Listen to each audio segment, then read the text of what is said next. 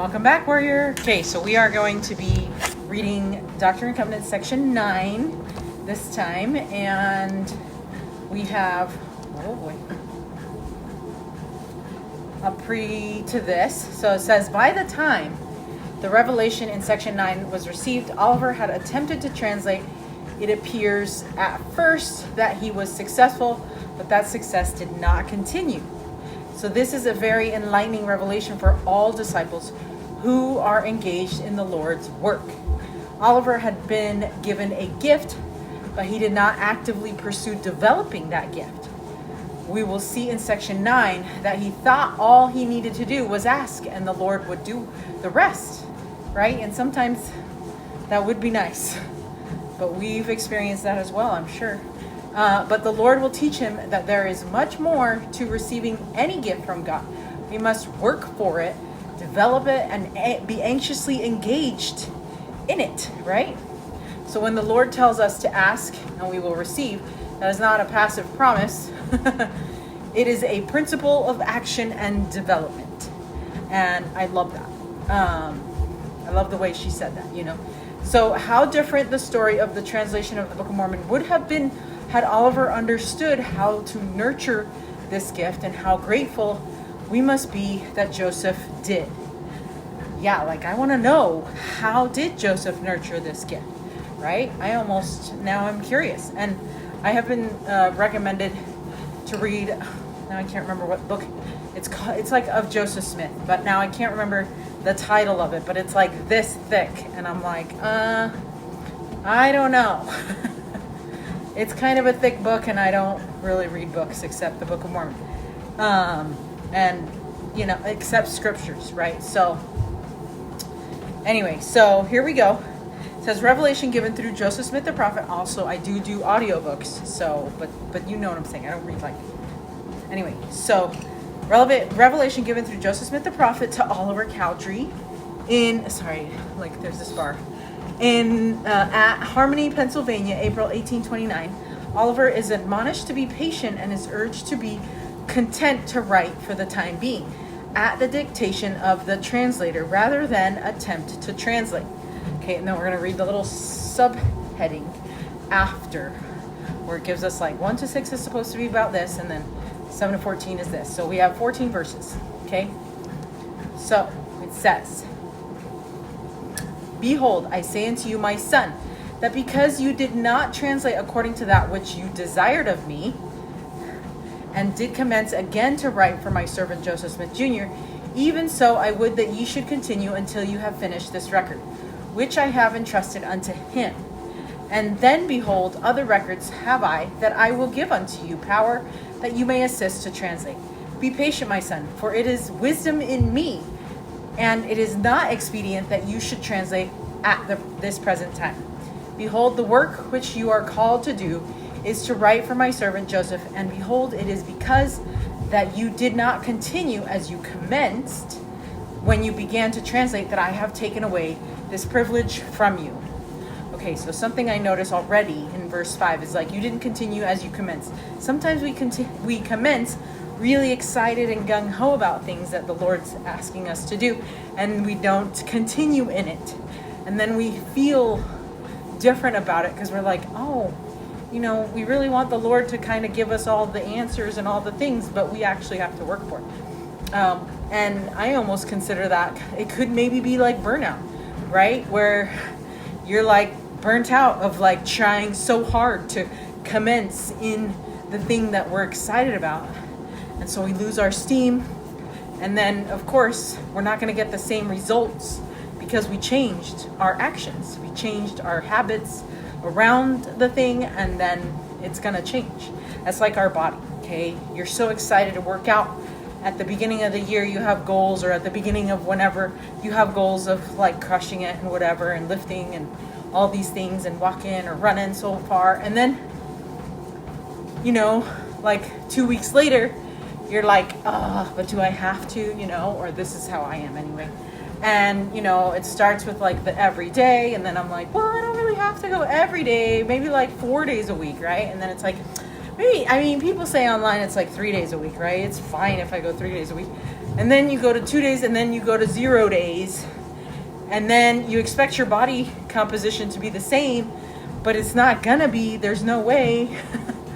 and then you keep eating all the bad things that you said you were gonna not eat, and you forget to, ration yourself like the right portions of food.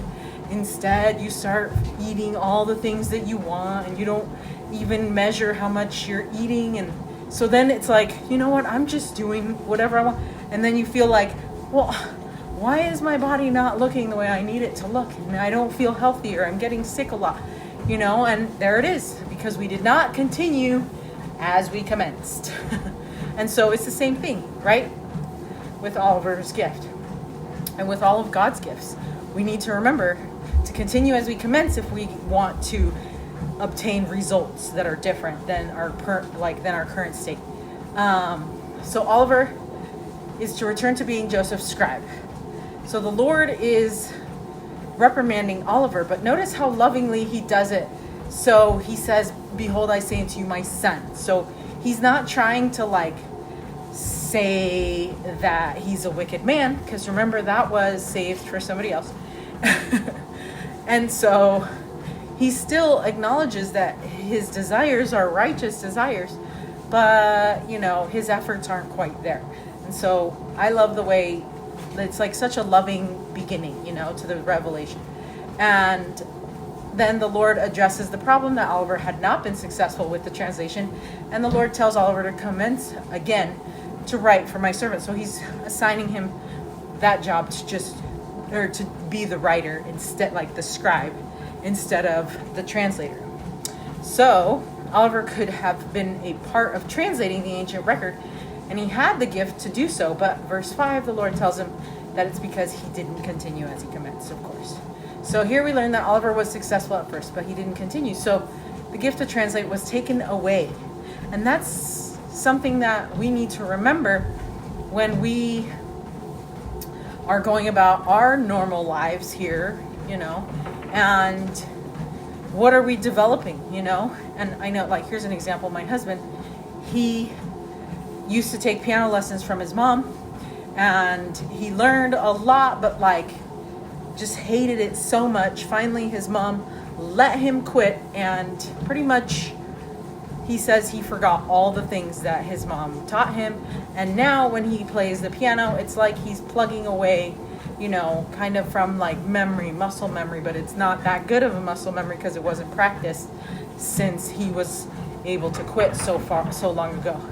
And so, yeah, those gifts go away because you're not using them, and it's a waste to give the gift to you. And if you don't develop those, then the Lord's not going to be all excited that you have it, right?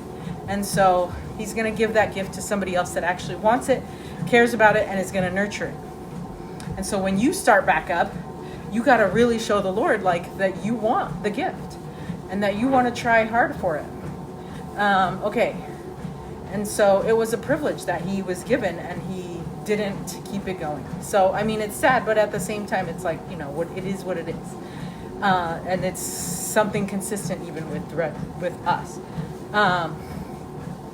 So obviously something made him falter. So, but we don't know what it is. So President Joseph Fielding Smith explained, Oliver's failure came because he did not continue as he commenced, and the task being a difficult one, his faith deserted him. So the Lord is willing to help us in those gifts that he gives us. We need to ask him to help strengthen us and to help us be consistent with our habits. And because it's going to be hard, and it's going to get hard because Satan, he doesn't like us developing gifts or anything like that. So, and it makes sense, right? Because if we develop gifts, we become better, and he doesn't have gifts, so he gets jealous. So it makes sense that he doesn't want us to succeed in life. Okay, verse 6, do not murmur, my son, for it is wisdom in me that I have dealt with you after this manner. Behold, you have not understood. You have supposed that I would give it unto you, when you took no thought save it was to ask me. But behold, I say unto you that you must study it out in your mind. Then you must ask me if it be right. And if it is right, I will cause that your bosom shall burn within you. Therefore you shall feel that it is right. But But if it be not right, you shall have no such feelings, but you shall have a stupor of thought that shall cause you to forget the thing which is wrong. Therefore you cannot write that which is sacred, save it be given you from me. So lots of good revelation here, or ideas about revelation and how we come about it. First, we definitely don't want to murmur about all the things that we don't have, okay? Because so-and-so down the street has this gift. Murmuring about somebody else having a gift and not us not having it, it's not going to make the Lord want to give us the gift. So there's that. It's kind of like how I tell the kids, like, it's like, do you want something not because somebody else has it, just do you want it because you want it, right? And it's like, don't tell me what somebody else has, and it doesn't matter what they have. I want to know what you want, because that's what really matters. Like, if you're going to want it on your own, that's great, then we can make it happen. But don't just want something because somebody else wants it, because that's not really the proper way to go about things. And then you're not going to be excited about it anyway. Okay, and then we can't just ask the Lord for things. He's not a vending machine. Remember that talk in conference? You can't put in a prayer and get out your gift. That's not how it works, or get out your blessing. And so here the Lord gives Oliver and us some priceless insight into what is required to truly embrace the gift of revelation in our lives. The Lord explains that Oliver thought all he needed to do was ask, but the Lord explains that it actually requires much more. Oliver should have studied it out. And imagine Oliver in the act of translating. He needed to put forth an effort to know that the translation was correct. If it wasn't, he would have a stupor of thought. If it was correct, he would feel it, that it was right. Okay, so President Oakes taught the following. The correct relationship between study and faith in the receipt of sacred knowledge is illustrated in Oliver Cowdery's attempt to translate ancient records. He failed because he took no thought, but only asked God. The Lord told him he should have studied it out in his mind and then asked if it was right. And so that is the pattern that he wants us to use. It's the same. We need to study it out, research. I probably research too much and then try to do stuff. And then it turns out it's like more procrastination, and I'm like a bottleneck to myself. And so maybe I just need to act more than studying. But that's still a step you need to take. You've got to study it out. Okay? And then he continues and says, only then would the Lord reveal whether the translation was correct or not. And only on receiving that translation could the text be written, because you cannot write that which is sacred, save it be given you from me. In the acquisition of sacred knowledge, scholarship and reason are not alternatives to revelation. They are a means to an end, and the end is revelation from God. End quote. So President Dallin H. Oakes in the General Conference talk, Alternate Voices, April 1989. Okay, so now we're going to read verse 10. Okay, now if you had known this, you could have translated. Nevertheless, it is not expedient that you should translate now. Behold, it was expedient when you commenced, but you feared, and the time is past, and it is not expedient now. Sometimes those gifts start and then they go away because we didn't act on them. It makes sense. Behold, it was expedient when you commenced, right? But then we feared. It's that 5-second rule from Mel Robbins, right? When we get the prompting, 5, 4, 3, 2, 1, act, so that we don't fall into Satan's temptation to talk us out of it, right? Okay, and then verse 12, for do you not behold that I have given unto my servant Joseph sufficient strength, whereby it is made up? I don't know if I read that right. For do you not behold that I have given unto my servant Joseph sufficient strength, whereby it is made up? Whereby it is made up? I don't know how to read that. Anyways, and neither of you have I condemned. So he's not mad at him. He's just trying to be like, just focus on a different skill, talent, thing, job, goal, Do this thing which I have commanded you, and you shall prosper. Be faithful and yield to no temptation. Stand fast in the work wherewith I have called you, and the hair of your head shall not be lost, and you shall be lifted up at the last day. Amen.